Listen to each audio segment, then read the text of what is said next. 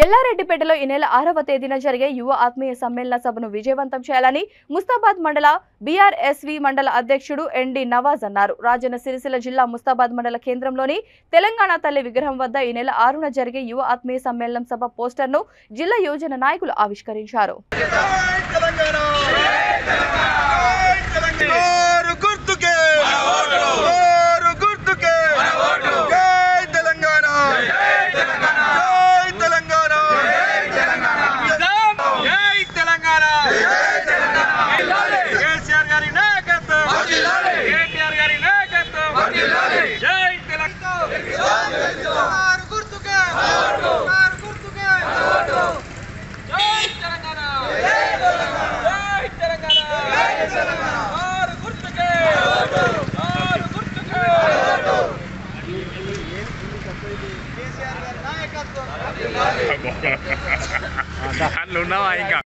ఎల్లారెడ్డిపేట మండల కేంద్రంలో జరుగుతున్నటువంటి సిరిసిల్ల నియోజకవర్గం యువజన మరియు విద్యార్థి ఆత్మీయ సమ్మేళనానికి మన అన్ని మండలాల నుంచి భారీగా తరలి రావాల్సిన అవసరం అందరిపైన ఉంది. ఎందుకంటే మనం చూసినట్టయితే ఇంతకుముందు డిగ్రీ కాలేజ్ డిగ్రీ చదవాలనుకుంటే 30-40 కిలోమీటర్లు ప్రయాణం చేసి పోయి చదువుకున్న స్కూళ్ళు, కానీ అలా అట్లాంటి పరిస్థితి లేదు.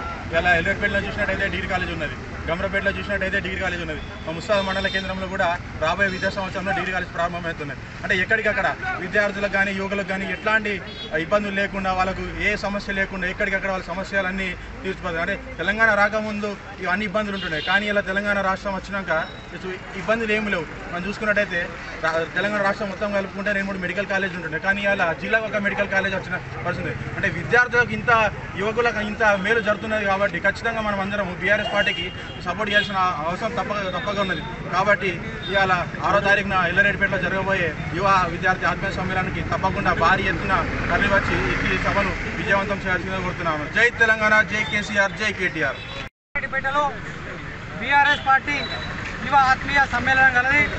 ఈ యొక్క సమ్మేళనము ముస్తాబాద్ మండలం, గంభీరావుపేట మండలం, ఎల్లారెడ్డిపేట మండల్, జీర్ణపల్లి మండల్, అలానే తంగళ్ళపల్లి మండలాల నుంచి ఒక్కొక్క మండలం నుంచి 2000 మంది యువకులు తరలిరానున్నారు. కేటీఆర్ గారు ఈరోజు మన సిరిసిల్ల నియోజకవర్గానికి వచ్చిన తర్వాత సిరిసిల్ల నియోజకవర్గం